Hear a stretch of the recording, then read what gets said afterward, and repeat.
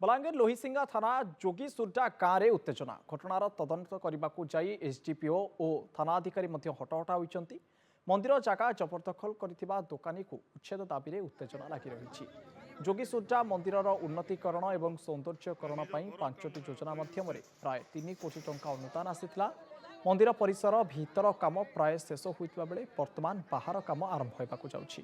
एने मंदिर कमिटी और ग्रामवासी मंदिर बाहर सरकारी जगह जबरदखल कर दुकान करिथिबा दोकानी को उच्छेद करने दाबी करथिले। जिला प्रशासन एने दोकानी माननकु उच्छेद पई नोटिस जारी करथिला।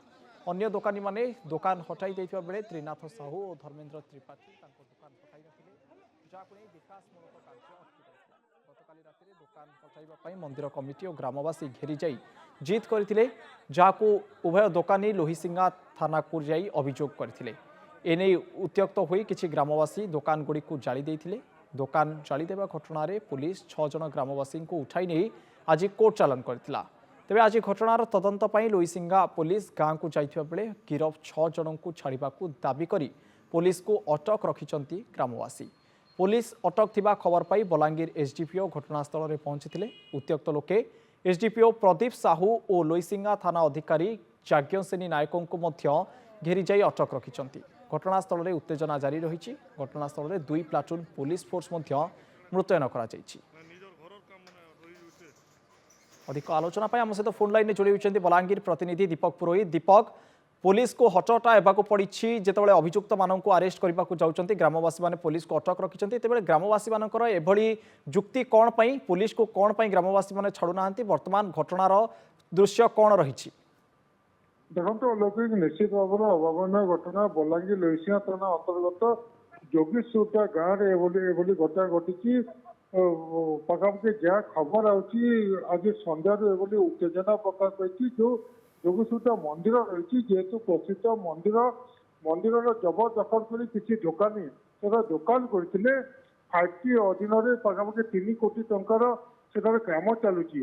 जेहेतु मंदिर भीतर काम सरी जाइए बाहर काम छाड़ा बेल आसला बेला को एने जो दोकानी मैंने रही जो जबरदखल कर जगह छाड़ा को नाराज करते जहाँफल मंदिर कमिटी और जो ग्रामवासी से अपोज करते एने जो मैंने दुकान करते लोहिसिंगा थाना अभियोग करते ग्रामवासी उत्तप्त होते एने दुकान पोड़ी नहीं एने घटना 6 जन को पुलिस गिरफ्त कर कोर्ट चालान कर जहाँ को लेकिन उत्तेजना प्रकाश पाई जेहेतु जो ग्रामवासी मैंने रही से छाड़ापी ग्रामवासी दाबी रही एने जो एडीपीओ पहुंची लोहिसिंगा थाना अधिकारी पहुंची तेज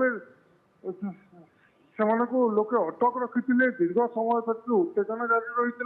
तेज लोक जो ग्रामवासी गोटे गोटे दाबी रही कि जेहेतु जो निरीह युवक मान को कोर्ट चालान कर न छाड़ा पर्यंत ग्राम एनिक आंदोलन जारी तेज गोटे प्रकार उत्तेजना जारी रही। जहाँ खबर आसी समय पूर्व जो पुलिस अधिकारी मान अटक रखा से बाहर को बाहरी आई पाखापाखि 3 प्लाटून पुलिस फोर्स मुतयन रही। निश्चित भाव में दीर्घ समय धरी जेहेतु पुलिस को अटक से दाबी रही तेज मोटामोटी भाव में अभावन परिस्थिति सृष्टि होता। जो मैंने अभियोग करते जो दोकानी मैंने अभियोग करते मोटामोटी भाव में निश्चित भाव दीपक एक अभावन घटना कहीपर पुलिस को हटहटा होगा पड़ी ग्रामवासी मैंने पुलिस को अटक रखी तेज दीर्घ समय पर पुलिस सेठारु मुकुलिबा सक्षम होइछि। बहुत बहुत धन्यवाद दीपक आम सहित फोन लाइन में जोड़ाई।